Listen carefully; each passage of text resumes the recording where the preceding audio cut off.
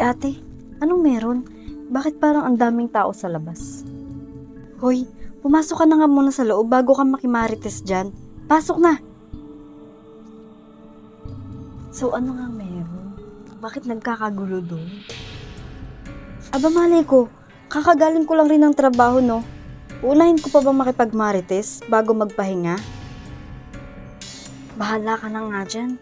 Basta chismis na yung lumalapit sa akin. Dyan ka na nga. Oo, ano ka?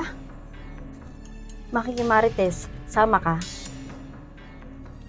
Aling Tess, ano nangyari? Ba't may pulis tsaka ambulansya? Naku, ang naririnig-rinig ko lang na food poison daw. Ha? Sino naman? Di itong si Bettina, yung nagtatrabaho baga sa bar. Ay hala, baka isa sa mga asawa ng nabuking niya. Ayun, nabuking. Ay naku, panigurado, kaya ayan, nilason siya. Hoy Anika, pumasok ka na nga dito. Ikaw panira ka. Alam mong nakikimarites eh. Tigil-tigilan mo yan Anika ha. Pwede ba? Ipagdasal na lang natin yung kaluluwa ni Bettina. Oo na ate, basta maging masaya ka na.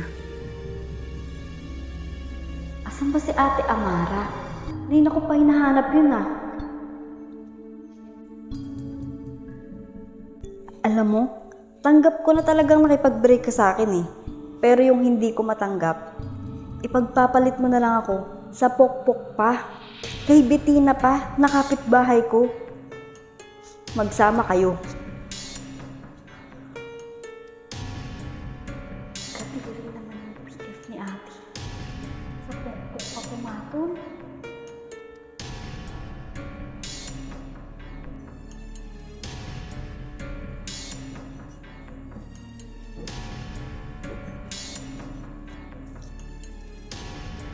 Hi Ate Bettina, kakauwi mo lang?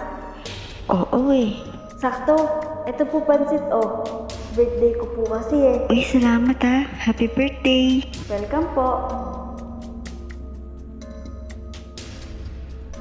Saktan niyo na lahat. Huwag lang yung pamilya ko. Susunod na yung boyfriend ni ate. Sana ready na siya.